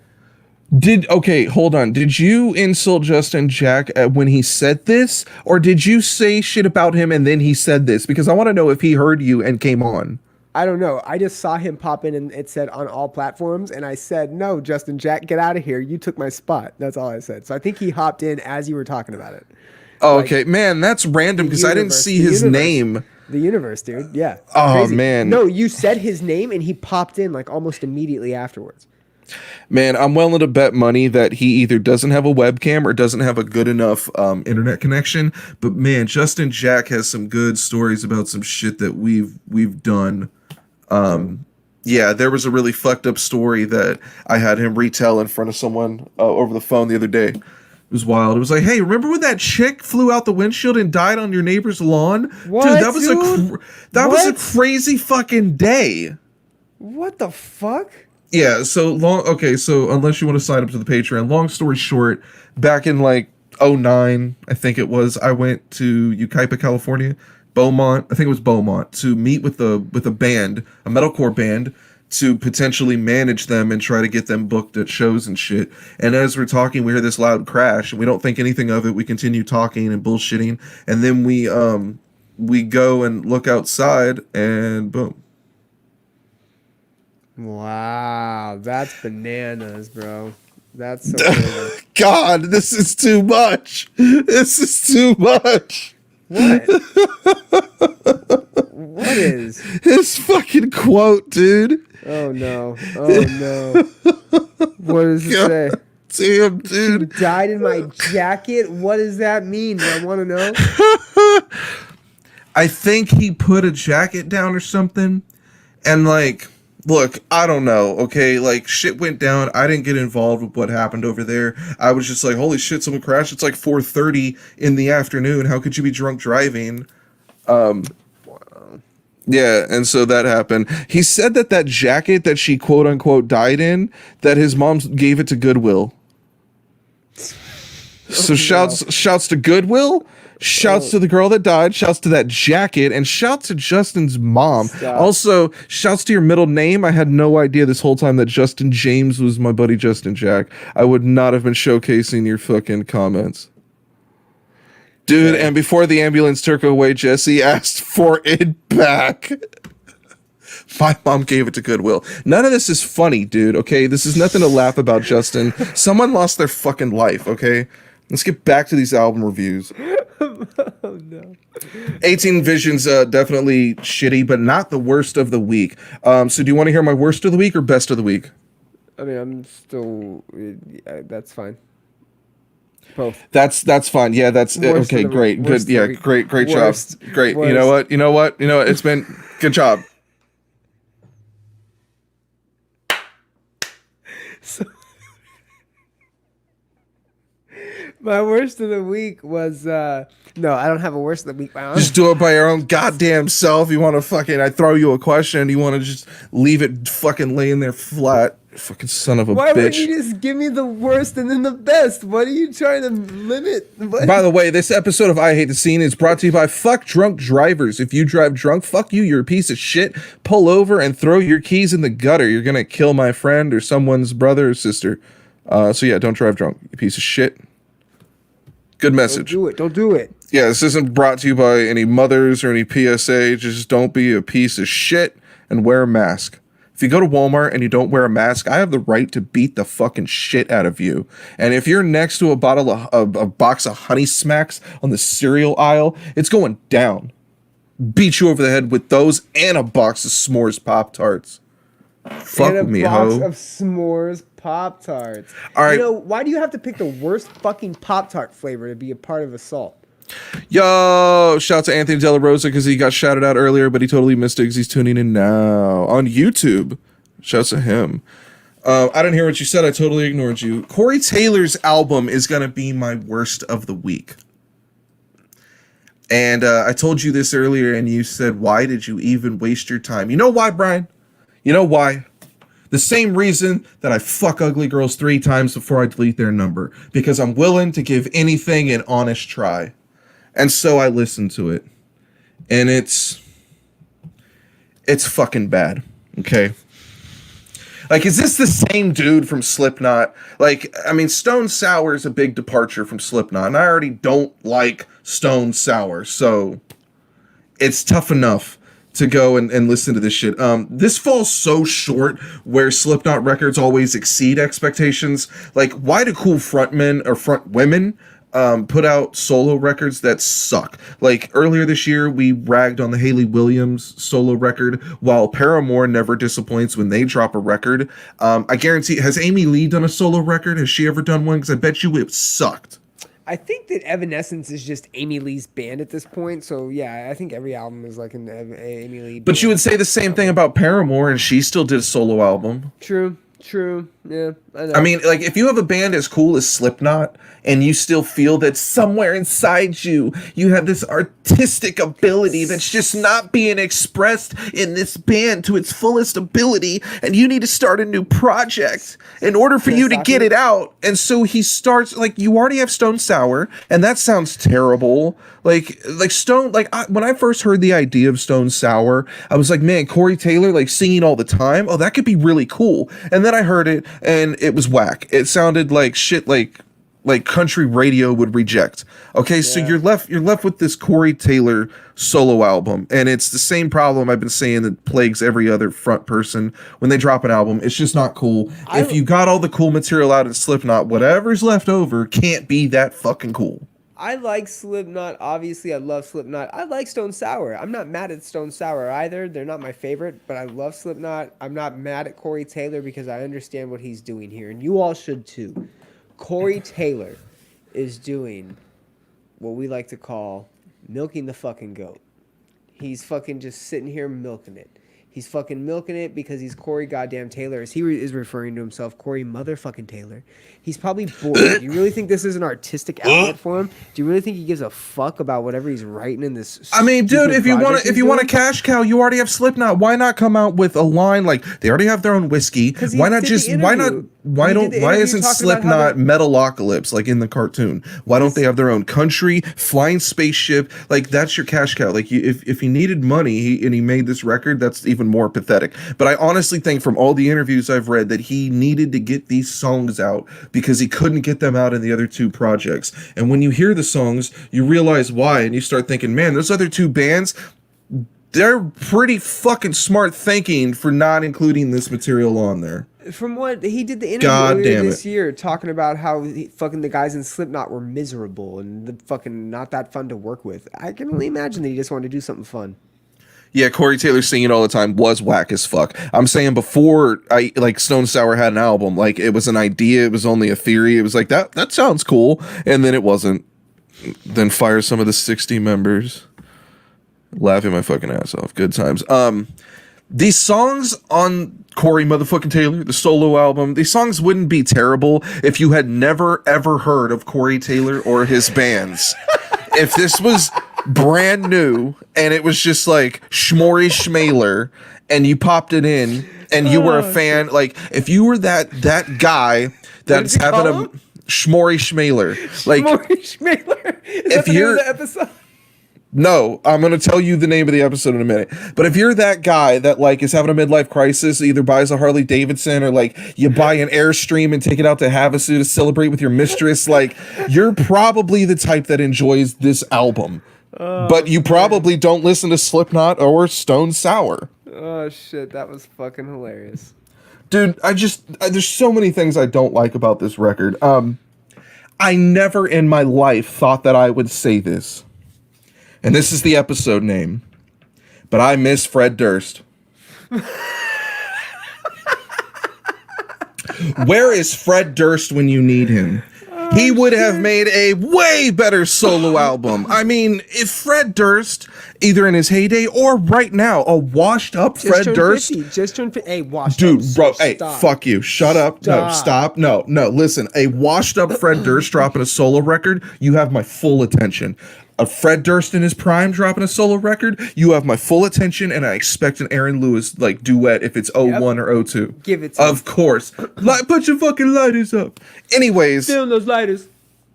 If Fred Durst like went through and did like Fred motherfucking Durst, first off, that would make sense. No one would even question why he's being so egotistical in the album. Okay? It would be great. It would make perfect sense. And then he would rip through these songs. Like, look, these songs sounded like Corey Taylor really wants to be Fozzy, and it doesn't make sense. Fozzy does this sound better, and you just expect them to be a rock and roll, drinking beer, radio rock band. You don't expect it from Corey Taylor. So when you hear it, I don't know, it offended me. It just pissed me off. I didn't like it. My review doesn't stand up to that about it. Fred Durst would have killed that Must Be Stop song. Just think about it. If Fred Durst was on it, it would have been fucking fire. Apparently Fred Durst is still worth 20 mil. Google just confirmed. Shout out Justin James. Yeah, I mean, my review for the album is I didn't listen to it. So I thank you for enduring the punishment and the pain and the suffering that you had. I'm not done. The song European Tour Bus is a straight up punk song that is straight up terrible. It didn't need to be written like most of the album. There's a song called Highway 666. So of course I thought this song has to be terrible. It was. It would have been a great song if it was performed by Fozzy, but it wasn't. I'm just really glad that the artist known as Corey Taylor was able to get these songs out so he can go back to making interesting music again. At least he didn't lose respect for him. Oh no, I lost all respect for him. Oh. Yeah, around song 3, it was gone. Like I couldn't even enjoy Liquor while I listened to it anymore. It was fucking bad. It was stupid. And honestly, it made me miss Fred Durst. It made me miss the antics, the bullshit, the backwards red Yankees cap. Why are you from Jacksonville and you have a backwards red Yankees cap? It doesn't make any fucking sense. But he made it a fashion statement. I like when he went to the black Yankees cap for a minute. He went to the black one for a hot second and fucking mixed it up. Dude, that's like when Whitney Houston got sober. I don't even fucking consider that a real time period. My best of the week, and I hope it's yours too, or you're off the show. Of course, Westside Gunn, Griselda, boom. Who Made the Sunshine? Westside Gunn's major label debut. He's had a ton of records on his own, but this is the first major label Shady Records debut. That's right, Eminem's record label. One of the coolest things about this, and through the whole ride with signing with Shady Records, no riding the coattails. Barely any. There's been one Eminem feature. Period. That's it. There's been a 50 Cent feature. Period. That's it. It's not riding the coattails. Like when 50 dropped all the G-Unit records, he was all over them. And now you have Eminem putting out and promoting an artist without him needing to be all over the CD to brand him. Westside Gunn, Conway the Machine, Benny the Butcher, they all have their own branding. So they're all known. The style's known. This album's dope. Production is damn near exclusively Alchemist and Derringer. You got one beat from Conductor, and you got one beat from Just Blaze.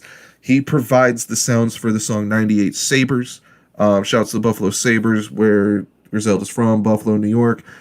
This is the group track I think all the Griselda fans wanted, because you have the 3 MCs and Armani Caesar, who just dropped her debut LP, 2 weeks ago? 2 weeks ago? Yep, 2 weeks ago.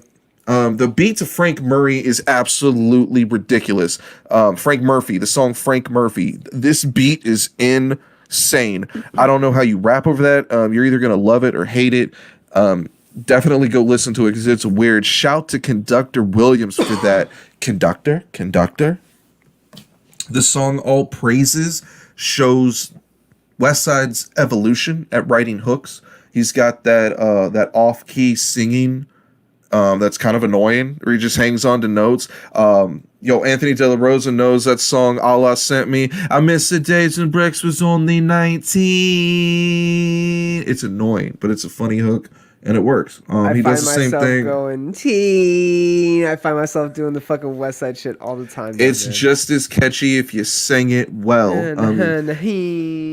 The song All Praises does the exact same thing. I think it's a little catchier. It got a little better as far as like singing goes and melody. There's still plenty of doot-doots and still plenty of brrr, so it's a fire record. Guest appearances on point. Griselda crew, your Bennies, your Conways, your Armani Caesars, or your Keisha Plums, but you also got Black Thought, Busta Rhymes, Jadakiss, Slick Rick the Ruler, which is a big deal. I know Westside was stoked for that. Very solid mainstream debut. No Eminem features we talked about. That's super cool. This is a killer rap album for 2020. If you like trap, if you like East Coast, if you grew up on like the East Coast rappers of the late 90s, early 2000s, these dudes are from Buffalo, NY, upstate shit. This is definitely an album of the year for me. Maybe number one. I don't know yet, but this is the number one for the week. Westside Gunn, Who Made the Sunshine. It's fire. It's a dope record. Sorry, Metalcore Twitter. Mine was 18 Visions. Oh, EP. God damn, son, you gotta be. You how like I don't like. This is what I wanted. Thank you. This is what I wanted. My number one was Westside Gunn. Of course, it was Westside Gunn. It was not. It was not 18 Visions. Unfortunately, that just gets an honorable mention from me. Westside Gunn. Matt basically said it all. I love the album. Very short. It's under 40 minutes. I think it's only 38 minutes long. I love the female features, the Keisha Plum and the Armani Caesar feature. Liz Loves Luger. I'm a fucking sucker for the wrestling shout-outs. Shout-outs to Liz Loves Luger. It's hard to fucking say. That's a tongue twister. And the Butcher and the Blade, the 2 tracks on the album, they're named after the wrestling. Griselda's favorite wrestler, the Butcher. Shouts to Eddie Kingston. God, I hope I can get that guy on the show. It's fucking just, it was a great album. I'm a little upset because you got me into Westside Gunn a couple years back, a year or two ago. I was the Fly God is an Awesome God album is something that I consider Fly God is a great album in terms of discographies and who has them, and to hear that he may retire this year is a little depressing because I feel like you're claiming on the Alchemist album that you're the new king of New York. You were clearly getting in Actually, back in 2019 on the Conway the Machine EP, he actually said King of New York N-word. I don't even have to rap on this anymore. Correct. So he had been said it, and he's been saying this retirement shit. He's reiterated it. He's doubled down on it. But let me remind you, my friend, much like the wrestling world, rappers never truly retire. Right. I mean, that goes to a lot of artists, right? A lot of artists always come back and do a little something special. Bro, he's managed by Jay-Z. He's taken after the Black Album. Even if he didn't, if he's still a part of songs and there's still Bennies and Conways, dude, Westside Gunn has such an extraordinary catalog. You could go back and still be entertained because I don't know any artists, whether they be rap, hip-hop, EDM, whatever, rock, whatever genre you do, where they put out so many albums. A group album, 2 solo records. I mean, this is the second solo record. This is the third solo record Westside Gunn has released this year. Okay, Pray for Paris is a full-on like like full length album with That's an amazing album. production. It's a Yeah. great album with a definitive sound. Then you have Fly God is an Awesome God Part 2, which is like a mixtape, almost like a collection of mixtape songs. He dropped that, and now you have Who Made the Sunshine. In 1 year, along with we're gonna get a Benny album in the coming weeks. We got an Armani Caesar album. We got a Conway Shady Records album. We got a Griselda group album. We got a Benny the Butcher Black Soprano family album.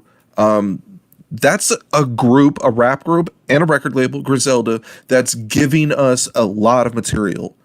And you got to praise that. I mean, even the people I know that don't listen to rap, they hear me listen to this shit and they dig it. They dig the style because it's unique.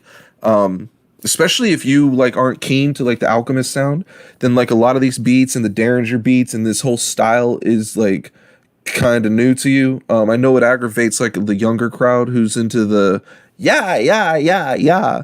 Because these dudes in a lot of the early shit, they rap slower. The beats are slow. It's like backpack rap at its most gangster form, if that makes any sense at all. Because they're rapping about the same shit that trap rappers are rapping, but they're not from the South. They're not having like big EDM trap beats, and they're not using like those down south trap beats that a T.I. or a, I don't know, Future, any one of them would use. It's kind of simple, right? When I think of Griselda, I think of Griselda, like the fucking sample that they use, right? And By that's not Fashion like, Rebels. it's not like this overly done production value. Like if you listen to it, it's crackly. Like you can tell that they're probably just sitting in whatever studio they've made for themselves, and just fucking on their fucking computers, going over beats, going over whatever type of equipment they're using, and just sitting there and mastering it. Right? In 2005 was the first. The flyest end in Chicago, right? Was Westside Gunn's first album or something like that, if I was reading that correctly, back 15 years ago. Yeah, I mean, he's been doing shit forever. It's not something, he's got his 7-year-old daughter talking about how she eats $100 plates. Westside Pootie. Gucci from the socks to the shoe, from my shoes to my socks, from the pants to the tops, eating $100 meals. You don't know what that tastes like. Like, come on, man. That's some real shit, yeah. Yeah, man. He's made himself. This fucking album's great. It's phenomenal. I think it's a fucking great way to end this ridiculous episode. I'm fucking hyped on it, man. I can't wait. We're getting Conway next week, or he's delaying it. We don't know when we're getting Conway, right? We got a Conway album. Or Benny. We don't know when we're getting Benny. We were supposed to get 4 straight weeks of Griselda releases. Yep. Okay, so Westside was originally delayed, and then at the end, we had DJ Shea at the end of the cycle. Their DJ passed away from COVID. So it started with Conway. Then we got Armani Caesar. Then it was supposed to be Benny, and he didn't drop one. Now we got Westside. Now we're just waiting on Benny. There's going to be a Benny the Butcher release, a solo record. I don't know if it's an EP or full length. Either way, he drops fire. Definitely shit to look out for. Like, even if you're one of the people that listen to our show, like, just because you like metalcore and the bands we have on, like, we're telling you the truth. Take heed. Listen to the shit that we're talking about. That's why we're not giving you a number scale, because that's like stupid to encourage people to listen based on numbers. Because if it's a 5 out of 10, what the fuck does that mean to you with my ears? But yeah. I would love to hear what like non-hip hop fans think of Griselda. So if you check it out, please let us know right into the show. So I have a little bit of tidbit of news that I want to drop on y'all that is going to pertain to next week. Wednesday, October 7th, streaming live on all these platforms you are currently watching us on right now. I will be interviewing Sushi of Ghost Kid. You may know him as the ex-vocalist of Eskimo Callboy. You know, that crazy German party band? Yeah. He's got a new project, Ghost Kid. Their album is dropping... self-titled debut on Century Media November 13th. It's going to be interesting. It's going to be funny. It's going to be... I don't know what to do with this kid. His name is Sushi. They didn't give me a real name. I can't imagine his government name is Sushi, but I know that he's... It could be, I know he's ex-Eskimo Callboy and they're a German band, so I'm assuming this kid's German, and he's named Sushi, which is a Japanese food, so I'm already confused. But either way, I'm sure it'll be entertaining. I'm sure it'll be funny or awkward at some point, so definitely tune in on all the platforms you're watching us on right now, like Facebook, Twitch, YouTube, all that shit. Sushi of Ghost Kid, ex-vocalist of Eskimo Callboy, next Wednesday at 3 p.m. Eastern. 2 That p.m. means Central. 2 p.m. Central. And oh my God, what's the math? No, earlier than 12, that. No. It's 12 p.m. Wait. Noon. Yeah. 3, 2, noon. Yeah. Yeah. Guys. Yeah. Yeah. Is that it? We wrapping this thing up, baby? We getting out of here with smooches? We moving the baby? Be on the lookout for that interview and follow us online for notifications when we go live with sweet band interviews like shit like that with Ghost Kids, Eskimo Callboy, and live stream episodes like this of our critically acclaimed podcast. Such critically acclaimed as the first 15 minutes were garbage, but the rest of the episode was fire. Or who the fuck are these hosts? We want more band. Cool. Thanks, guys. Appreciate the love. Appreciate everyone tuning in. You can check me out at all these social medias you see here at iHateTheScene at most of your social medias like Instagram. You can find me on twitch.tv/iHateTheScene, facebook.com/iHateTheScene, youtube.com/c/iHateTheScene. Always at iHateTheScene.com, where you can find all our socials at Twitter. Okay, follow me on this. It's going to be difficult. Brian, you follow me on this? Check this out. I am. All right, so my name is IH8, the number 8 TE, the scene. I hate the scene because some dumb son of a bitch stole my fucking username. Fuck you, Justin Jack. How dare you take our username and how dare you take my co-host spot? How dare you? I don't think it was that Justin at all. I'm pretty sure it was. Much love, much love. Much love. This dude is watching on 3 platforms. While I thought I was talking to 3 different people, it was one, and now No, I it's feel not. like a You're fucking highlighting- idiot. You're highlighting Justin Jack. Justin, that's Justin Jack. That and Justin James are probably the same. Yeah. But Justin Jack is not. That's why I said fuck you, Justin Jack, because he's in here trying to snake on my co-host spot and also trying to fucking take our Twitter handle. You can find crazy. me at of Brian of Death on Instagram and Twitter. Matt's supposed to have, there you go. You can also find me at The Common Chaos on Instagram and Twitter. That is my podcast that I do. You're going to find me next week in sunny California. That's right. I will be here with all you lovely fucking people, but I'm going to be in sunny Southern California hanging out with my friends and my family, coming at you live next week on the 10th. No guests confirmed, correct? Not yet, but we can tease you and totally jinx it. We're not going to do that. We're also shooting to have Vanna on here in a couple of weeks. And yeah. Hey, you said you big played your relationship with Lower D, so I want you to bring somebody from that band on we here didn't talk about and that. tell me. Yeah, they're supposed to be coming back. I want fucking details, okay? Yeah. I've been lied to before and got my hopes up by these guys before, okay? They did an hour and a half Ask Me Anything on Reddit, and they debuted You know, a which demo. does us an injustice if we're trying to interview them. Hey, it's on the Metalcore Reddit. Everybody should go check it out. Spread the love. We're also on the Metalcore Reddit, so tell everybody we said what's up from I Hate the Scene. Fuck you, Reddit. They debuted a song at the end of their Ask Me Anything. Now, it's weird because you got it through the video, and they're playing it like on a Bluetooth speaker, so you get like the video audio quality, but it's kind of weird, but they called it Grief Eater. Grief Eater was the name of the track. The fuck does that mean? Means you're fucking devouring grief, Matt, you fucking bitch. Sounds fucking stupid, dude. All right, we're out of here. What else we got? I love you guys. The Common Chaos is my fucking podcast website. Check that out. I got a brand new episode where I talk about death. Everybody should encourage Matt to listen Brian to it. has Matt a new does not want to episode of The Matt Common does not- Chaos no, where not he talk about talks it. about death. Matt doesn't want to listen to it because he's afraid of dying as well, like everybody is, and he just doesn't think he's gonna I'm get never anything gonna out of die. it. Yeah, you think.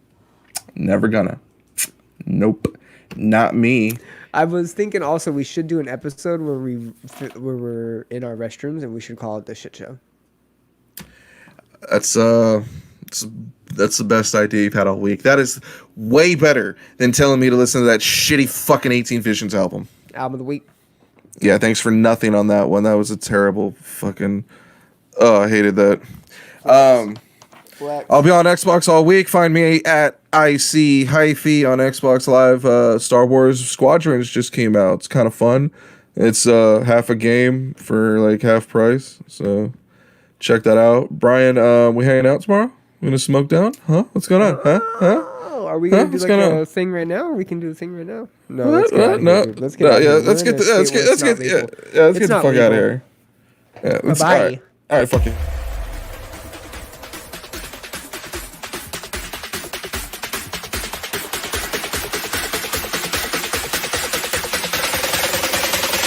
I knew I was fucked.